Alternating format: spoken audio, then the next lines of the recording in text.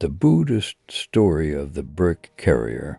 There was once a humble man who lived in a small village near the river bank. His name was Suda, and every morning before the first light touched the fields, he carried bricks from the kiln to the marketplace. His back was bent, his skin darkened by the sun, and his hands rough like the old earth he worked on. To most people, he was invisible, just another poor labor in the endless rhythm of survival. Yet Suda carried something more than bricks. He carried the weight of his life, his struggles, his disappointments, his dreams that never came true. Each brick seemed to represent a piece of his suffering. When he walked, the bricks pressed into his shoulders like the memories of everything he had lost. One day, as he rested by the road, a wandering monk passed by. The monk was serene, his steps light as though he carried nothing at all. Seeing the old man panting beneath his load, the monk asked gently, "Why do you carry so much, old one?" Suda looked at him, puzzled. "It is my work, venerable sir. If I don't carry these bricks, I die. To eat, life is heavy. Everyone carries something." The monk smiled softly. "Yes, everyone carries something, but not all burdens are made of bricks." The old man frowned, and sure what the monk meant, the monk continued. "When the body carries a load, it tires and rests. But when the heart carries the weight of anger, regret, and comparison, it never finds rest. Not even in sleep." The words lunge read in Suda's mind long after the monk left. That night, as he lay on the floor of his small hut, he looked at the ceiling and thought about the bricks in his heart.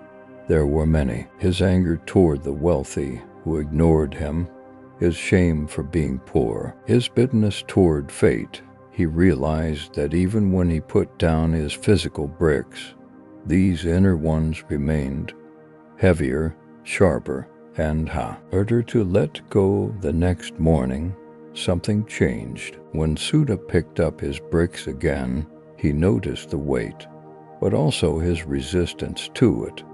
Every brick he carried was no longer just a burden. It was a reminder of what he was learning to release. He began to walk slower, more mindfully. Each step became a meditation. Days turned into weeks, and the villagers began to notice a strange calm around the old brick carrier. He no longer complained when the road was long or when the sun burned his skin. He smiled at those who ignored him and bowed gently to the children who laughed at his hunchback. There was a quiet dignity in the way he moved, like a man who had found peace in his suffering.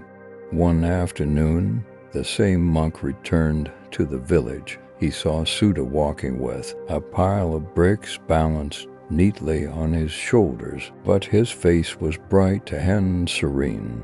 "You are still carrying bricks," the monk said with a smile. Suda bowed deeply. "Yes, master, but the bricks no longer carry me." The monk laughed softly. "Then you have learned what few ever learn, to walk freely, how the world still lies upon your shoulders." Years passed. Suda grew older, but his calm only deepened. People began to visit him not as a laborer, but as a wise man. They asked how to live without anger, how to forgive, how to find peace in hardship. Suda would answer simply, "When I was young, I thought peace came from changing my life. Now I know peace comes from changing how I carry it."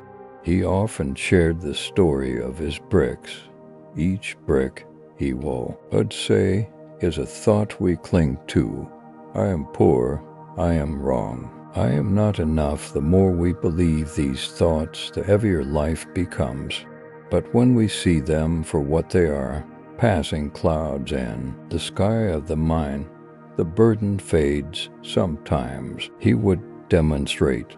Taking up a brick, he would hold it up and say, "This is anger." Then he would gently set it down, W. And you let it go, the world does not change, but you do. The villagers began to call him the enlightened carrier. Even the young monks from nearby temples came to listen. They expected great teaching, long discourses, but Suda's lessons were always simple, like the quiet rhythm of his footsteps years ago. One day, a student asked him, "Master Suda, do you never feel tired?" Suda smiled, his eyes soft like evening light. "Of course I feel tired," he said, "but the difference is I no longer resist my tiredness.